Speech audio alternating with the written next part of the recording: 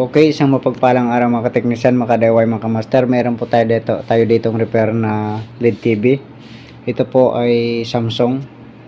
So, testing natin para malaman natin kung anong issue nito. Saksak natin. Yun, walang power. No power.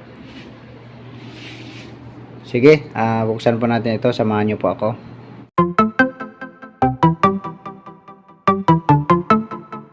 Ito na buksan na natin.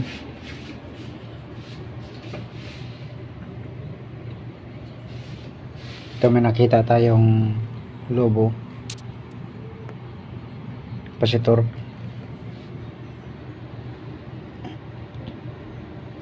Pero dahil walang power siya,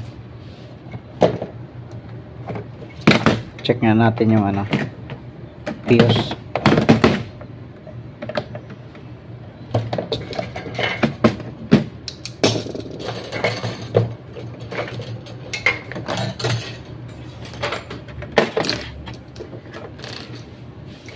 Check natin ang fuse.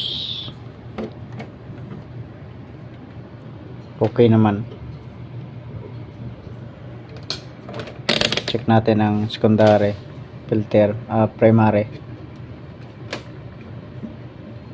Yan. So pumapasok naman ang voltahe. Okay, so linisan muna natin. Dito tayo mag-focus sa power supply.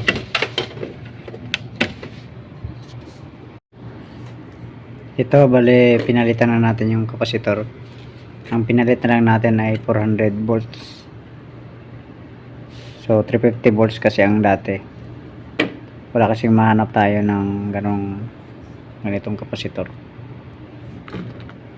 So yun lang ang available. Tapos chinek natin yung optocoupler niya. Okay naman.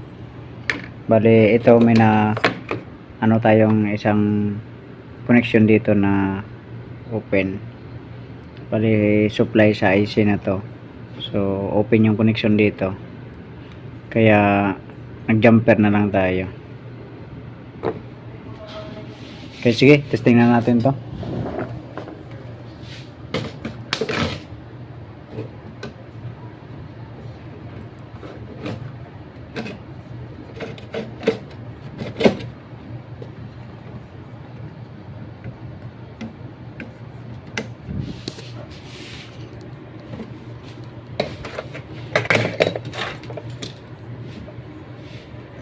Kabit na rin natin ang mainboard.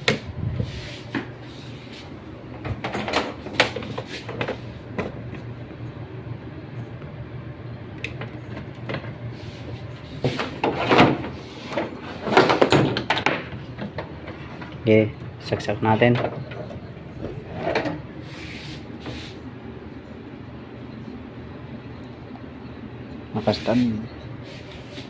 Standby yata to.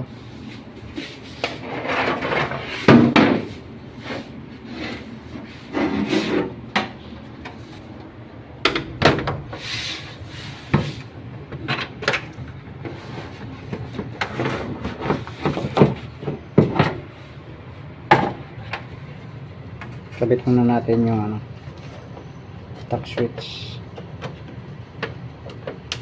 Ayan, may power na siya. Pula. Pindutin natin. Ayun, tumunog na. Ayun, umilaw na yung backlight.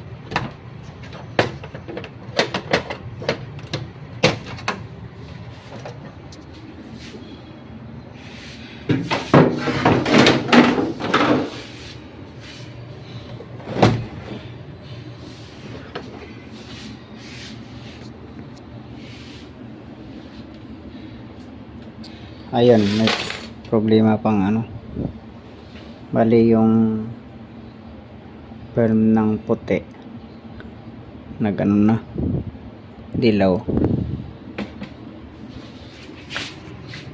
Kailangan nating tanggalin yung isang dun, yung kagaya nito. So tanggalin muna natin yun. Ito, natanggal na natin ang LCD. Ayun. So, ito yung tatanggalin na lang natin.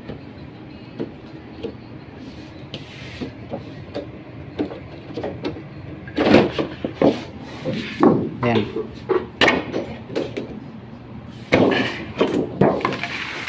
Para ito na lang matira. So, okay naman ang kulay kahit ito lang. Okay, balik na natin ang LCD. Ito, natakpan na natin. So, testing natin to. Yung nakapatong dito kanina ay andun na. Ilagay ko na dun. Ito, saksak natin.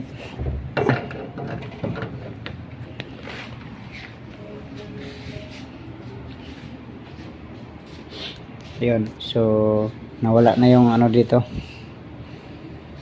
Kasi ito na.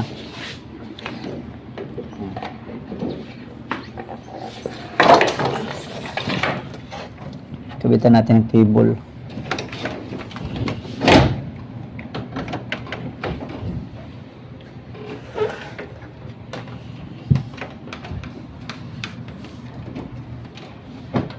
Yan. So, mas maliwanag siya kapag ano.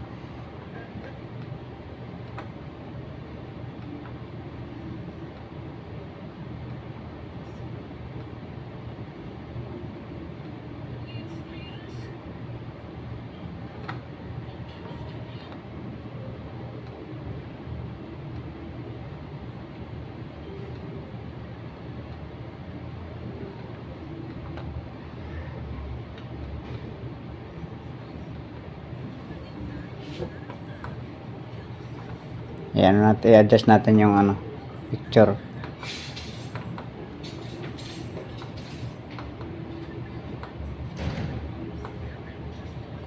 Movie, backlight.